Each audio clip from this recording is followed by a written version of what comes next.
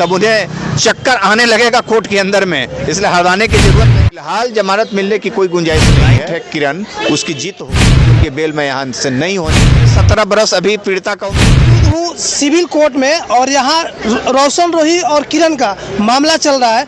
किरण जी का वकील हमारे साथ मौजूद है, बात करते हैं क्या कुछ सुनवाई होगी, क्या कब रोशन बाहर आ रहा है नहीं आ रहा है। सबसे पहले आपका स्वागत है सर। बहुत बहुत आपको धन्यवाद। सर कल पेशी थी, क्या हुआ पेशी में? कल पेशी नहीं थी, कल नियमित जमानत पे बहस थी। अच्छा, वो नियमित जमानत के लिए आवेदन दिए थे पिछले 18 तारीख को, 17 तारीख को। 18 तारीख को कॉल फॉर डायरी हुआ था और उसके बाद 18 तारीख के बाद जब न्यायालय बंद था तो उसके बाद 8 तारीख को जो है कि डेट पड़ा था। तो कल बेल पे बहस हुई है इस केस में। तो क्या क्या बहस हुई है? बेल में उनके जो विद्वान अधिवक्ता थे वो रोशन रोही के तरफ से अपनी बात को रख रहे थे कि हमारा क्लाइंट निर्दोष है, इसको फंसाया गया है।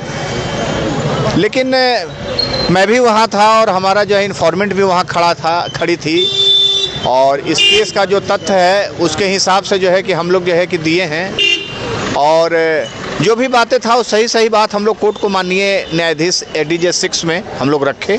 चूँकि पीड़िता नाबालिग है और उसके साथ एसल्ट किया गया है, उसके साथ जोर ज़बरदस्ती किया गया है, ज़बरदस्ती फिजिकल रिलेशन स्थापित किया गया है, तो बेल के हकदार नहीं है। ऐसे केस का रिकॉर्ड है एडीजे 6 में और एडीजे 7 में है, 2 स्पेशल पॉक्सो कोर्ट है। इस प्रकार के आरोप में अभी तक पटना सिविल कोर्ट से किसी का बेल नहीं मिला है। इसमें मेरा जो है रिकॉर्ड है और मैं बहुत ज़्यादा तो नहीं, लेकिन मैं चैलेंज करता हूँ उन ऐसे चुनिंदा व्यक्ति जो उस पर दावा करते हैं कि मैं बेल सिविल कोर्ट से दिला दूंगा। मैं भी चैलेंज करता हूं कि उनकी बेल मैं यहाँ से नहीं होने दूंगा। ये मेरी भी अपनी एक लॉ फील्ड है। मैं भी किसी के लिए यदि लड़ रहा हूं तो मेरे भी अपना प्रोफेशनल कंडक्ट है, मेरे भी प्रोफेशनल एथिक्स है। इसलिए हम अपने क्लाइंट को किसी तरह से हताश नहीं होने देंगे और हमारी जो क्लाइंट है किरण उसकी जीत होगी। अच्छा, कहीं ना कहीं खबर आ रही है कि रोशन रोही 15 तारीख को बाहर हो रहे हैं। नहीं, कहीं से नहीं। मैं बोला तो आपको पत्रकार बंधु कि उनकी जमानत यहाँ से खारिज होगी। आप 15 तारीख को मिलिएगा, दोपहर के 1 बजे आप मेरे पास आइएगा, 12 बजे। उस समय तक जमानत पे बहस हो जाएगी और हम बता देंगे आपको कि इस जमानत में भी क्या हुआ है। उनको फिलहाल जमानत मिलने की कोई गुंजाइश नहीं है और हाई कोर्ट से भी उनको जमानत नहीं मिलेगी। इस केस में सीधे तौर पे 1 महीने के बाद, 15 दिन के बाद जब चार्जशीट आएगा, कॉग्निजेंस होगा, उसके बाद केस की ट्रायल होगी, गवाही होगी, सजा के बिंदु पर बहस होगी। इस बात की जो है कि आप चिंता छोड़ दें। उनके शुभचिंतक या फिर उनके ऐसे कानून के समझने वाले लोग हैं जिनको कानूनी जितनी तक समझ है वो बोल रहे हैं, उसमें हमारा कोई इंटरफेरेंस नहीं है। हर लोगों की आज़ादी है, हर लोग वकील है, हर लोग फीस लेता है तो अपने क्लाइंट के हित में अपनी बात करता है। तो इसलिए यदि वो कह रहे हैं कि 15 तारीख को आ जाएंगे तो अपना जो है कि अच्छी बात है। वो भी उनको पावर दिया है, फीस दिया होगा तो बहस करने के लिए आए होंगे, तेल जला करके घर से निकले होंगे, टाइम दिए होंगे। तो इतना भी नहीं बोलेंगे तो लोग क्या बोलेंगे कि नहीं बेल होगा? वो तो कहेंगे ही कि बेल होगा।